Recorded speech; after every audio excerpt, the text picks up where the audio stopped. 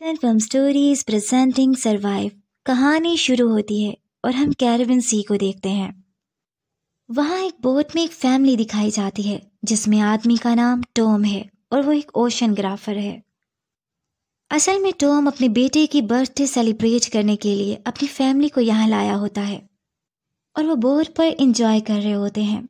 Tom अपने बेटे के साथ फिशिंग कर रहा होता है। इसकी बेटी कैसी किसी के साथ वीडियो कॉल पर बात कर रही होती है और इसकी वाइफ जूलिया वो समुद्र में स्विम करने चली जाती है। अभी जूलिया स्विम कर रही होती है कि इसको पानी में कुछ अजीब सा महसूस होने लगता है। इसको ऐसा लगता है कि कोई बड़ी सी चीज़ इसके आसपास आ रही है। अब बोट में जो इंस्ट्रूमेंट लगा होता है वो उसमें भी खराबी हो जाती है, लेकिन टॉम का ध्यान इस पर नहीं जाता। अब जूलिया की हालत अजीब हो जाती है। वो चिल्लाते हुए डूबने लगती है, लेकिन फैमिली को इसके चिल्लाने की आवाज़ नहीं आती क्योंकि समुंदर का पानी इसे बोट से बहुत दूर ले जाता है। लेकिन फिर टॉम को इसके चिल्लाने की आवाज़ आ ही जाती है। वो जल्दी से समुंदर में जंप करता है और जूलिया की जान बचा लेता है। इसके बाद वो ये इंसिडेंट को भूल जाते हैं क्योंकि ये फैमिली सेलिब्रेशन के लिए आए होते हैं। इन्होंने बोट को बहुत अच्छा डेकोरेट किया होता है और वो बर्थडे सेलिब्रेशन स्टार्ट करते हैं।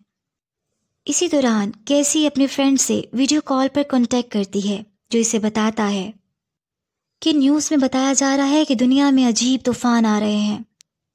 अभी वो ये बात कर ही रही होती है कि वीडियो कॉल डिस्कनेक्ट हो जाती है और अचानक से समंदर में बहुत बड़ा तूफान आ जाता है। वो जल्दी से अपने पेरेंट्स को समंदर के तूफान का बताती है और वो बहुत परेशान हो जाते हैं।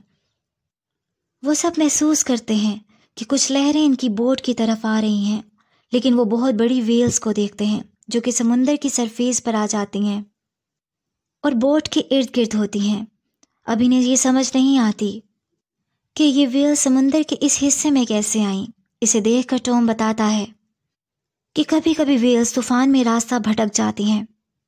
अब इनके बोट के इंजन में भी खराबी आ जाती है। ये देखने के लिए टॉम समुंदर में डाइव करता है ताकि पता लगा सके कि असल में हो क्या रहा है। जब वो ऊपर बोट की तरफ आता है तो इसका शोल्डर जख्मी होता है। तो पता चलता है कि बोट के प्रोपेलर के ब्लेड से इसे चोट लग गई है और वो बताता है कि अब हम कहीं नहीं जा सकते और इस वक्त बोट को रिपेयर भी नहीं करवाया जा सकता। और ये रात का वक्त था। टॉम अपनी फैमिली को बताता है कि वो समंदर में फंस गए हैं और अब इन्हें कांटेक्ट करके मदद मंगवानी होगी, लेकिन इनका कांटेक्ट भी नहीं हो पाता। फ़ोन और रेडियो काम नहीं कर रहे होते। अब टॉम अपनी फैमिली के लिए खाने पीने की चीज़ें देखने लगता है तो इसे पता चलता है कि इनके पास इतनी सप्लाईज हैं कि वो 4 दिन तक यहाँ सरवाइव कर सकें। अचानक से इन्हें बाहर से एक ज़ोर की आवाज़ आती है। जल्दी से वो बाहर आकर देखते हैं कि आसमान से कोई चमकती हुई चीज़ गिर रही है और करीब से करीब आ रही है। अब टॉम समझ जाता है कि अब इनको खतरा है। वो इंजन बहुत मुश्किल से स्टार्ट करके थोड़ा सा आगे लेकर जाता है, लेकिन इंजन अब बिल्कुल ख़राब हो जाता है। इसी दौरान वो चमकती हुई चीज़ें इस फैमिली की बोट के बहुत करीब आकर गिरती हैं और वो देख लेते हैं कि ये ज़मीन की आर्टिफिशियल सैटेलाइट्स होती हैं, जिसकी वजह से रेडियो और फ़ोन काम करना बंद कर दिया था जिन्होंने। जल्दी से पूरी फैमिली लाइफ जैकेट्स पहन लेते हैं क्योंकि अब वो खतरों के लिए तैयार थे। अब टॉम मदद के लिए अपनी फ्लेयर गन से सिग्नल भेजने की कोशिश करता है, लेकिन सब बेकार होता है। ये बहुत मुश्किल से इस जगह पर रात गुजारते हैं जहां हर वक्त इनको खतरा महसूस हो रहा होता है। अगली सुबह ये देखकर हैरान हो जाते हैं कि इनकी बोट के एक तरफ एक बहुत बड़ा होल हो चुका होता है। अभी कुछ समझ नहीं आ रही होती इन्हें कि ये बोट अभी भी पानी पे फ्लोट क्यों नहीं कर रही। अब ये देखने के लिए वो बाहर जाते हैं तो ये देखकर वो बहुत हैरान हो जाते हैं कि समुंदर का पानी सारा ख़त्म हो चुका था, जिसका कोई सोच भी नहीं सकता। और इनकी बोट एक पत्थरों वाले सहरा में थी जहां एक वक्त पर बहुत बड़ा और गहरा समंदर था। अब ये समंदर के बीच थे। इसका ये मतलब था कि बाहर की दुनिया में अब कोई जिंदा नहीं बचा। टॉम जल्दी से वहाँ का मेजरमेंट लेने लगता है और इसे समझ आती है कि अर्थ के दोनों पोल्स अपनी डायरेक्शन से शिफ्ट हो गए हैं, जो कि सोचा भी नहीं जा सकता। अब ये बहुत परेशान हो जाते हैं। टॉम का बेटा बहुत सारे कलरफुल बैलून्स को हवा में छोड़ देता है। इसको ये उम्मीद होती है कि शायद इनकी मदद के लिए कोई यहाँ आ जाए, इसी दौरान टॉम रेडियो को चलाता है और सिग्नल भेजने की कोशिश करता है। टॉम को यकीन तो नहीं होता, लेकिन इसका रिस्पॉन्स आ जाता है और वह कैप्टन होता है जो कि छोटी सबमरीन से बात कर रहा होता है, जो कि पानी की गहराइयों में थी जब ये तूफान आया, और यही वजह थी कि ये लोग जिंदा बच गए थे। वो कैप्टन टॉम को एडवाइस करता है कि ज़मीन की किसी ऊंची जगह पर रहें। टॉम की वाइफ अपने बच्चों को चीज़ें पैक करने का कहती है। टॉम फिर दोबारा इसी कैप्टन से कांटेक्ट करके कहता है कि इसके दोनों बच्चों को अपनी सबमरीन में शेल्टर दे दो। मैं और मेरी वाइफ इन्हें तुम तक छोड़कर हम किसी ऊंची जगह की तलाश में निकल जाएंगे। वो कैप्टन इसकी बात मान जाता है और इसको लोकेशन बता देता है।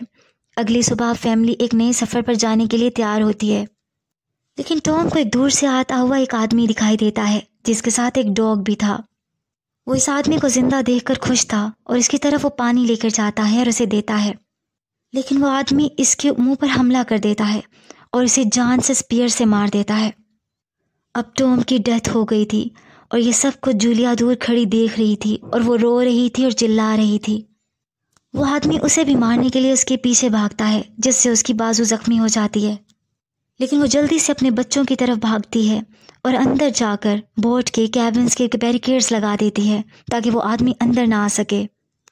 वो अपने बच्चों को बोट में छुपा देती है और अपनी बेटी को सीट के लॉकर में छुपा देती है और उसको एक फ्लेयर गन भी दे देती है और इसको समझाती है कि तुमने इस गन को उस वक्त शूट करना है जब बहुत ज़्यादा ज़रूरत पड़े।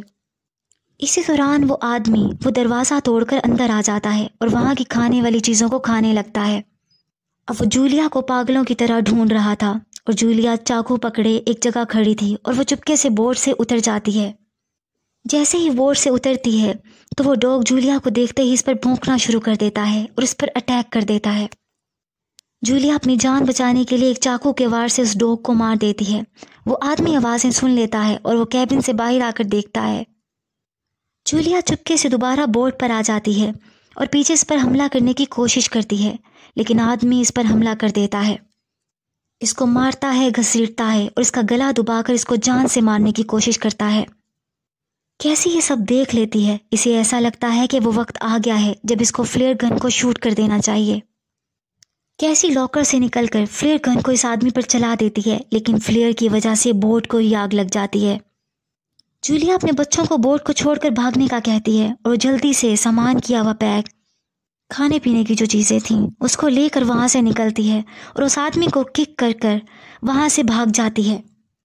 वो आदमी सिर्फ ज़ख्मी था, जिसकी वजह से वो और गुस्से से पागल हो जाता है और जूलिया पर अटैक करने की कोशिश करता है, लेकिन अब जूलिया बाहर भाग चुकी होती है और जूलिया इसको देख लेती है कि वो आदमी भी बोट से जंप कर देता है। उसके बाद उस चलती हुई बोट में बहुत बड़ा ब्लास्ट हो जाता है और वो ख़त्म हो जाती है। अब वो आदमी इनका पीछा करना शुरू कर देता है। अब जूलिया अपने बच्चों के साथ एक चट्टान के पास एक शेल्टर बना लेती है जहाँ थोड़ा सॉल्टिश पानी भी था, लेकिन वो पिया नहीं जा सकता था। यहाँ दिखाया जाता है कि टॉम का बेटा बहुत गिल्टी फील कर रहा था। इसको ये यकीन था कि इसने जो कलरफुल बैलून्स यहाँ छोड़े थे वो आदमी इन बैलून्स को देखकर ही इस डायरेक्शन की तरफ आया है, लेकिन जूलिया इसको हिम्मत देती है और कहती है कि वो ऐसा ना सोचे, ऐसा कुछ भी नहीं है। फिर ये फैमिली दोबारा उस जगह पर चलना शुरू कर देती है। अब वो इस जगह पर चल रहे होते हैं जहाँ कुछ दिन पहले समंदर था और यहाँ बहुत सारी प्लास्टिक बॉटल्स और बहुत सारी गंदगी भी थी जो कि इंसानों ने समंदर के अंदर फेंकी हुई थी।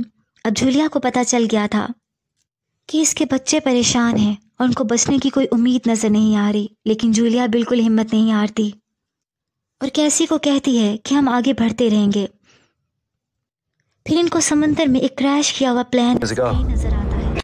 वो इसके अंदर आ जाते हैं और यहीं रात गुजारते हैं। अभी रात का वक्त होता है कि कैसी को बाहर से कोई शोर की आवाज़ आती है। वो प्लेन से बाहर निकलकर बैठ जाती है। इस अंधेरे में वो पागल आदमी भी इनका पीछा करते हुए वहाँ पहुँच चुका था।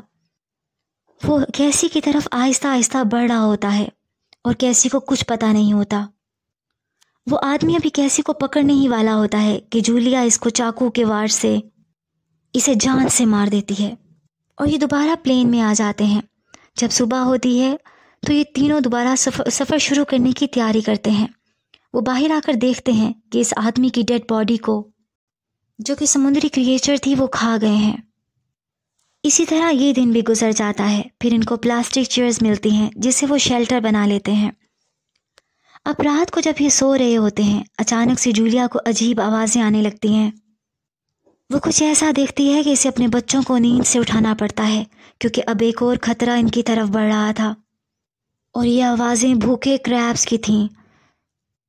और फिर दोबारा वहाँ एक क्रैश की हुई शिप को देखते हैं, जहाँ इसके आसपास बहुत सारी खाली बॉटल्स थीं और बहुत गंदगी होती है।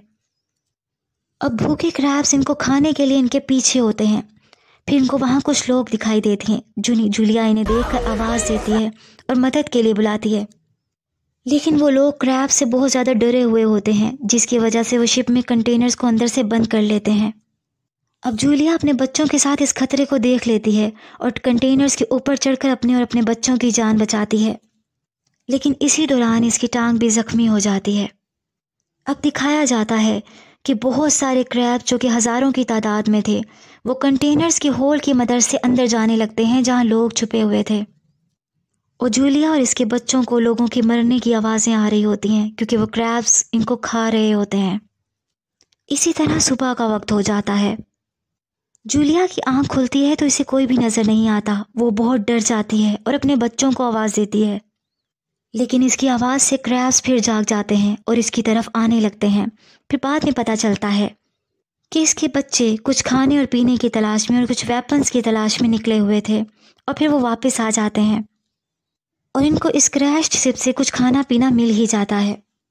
एक मरे हुए इंसान की ड्रेस की पॉकेट से जूलिया को एक रेडियो भी मिल जाता है, और वह सबमरीन के कैप्टन से कांटेक्ट करने की कोशिश कर रही होती है और इसका कांटेक्ट हो जाता है।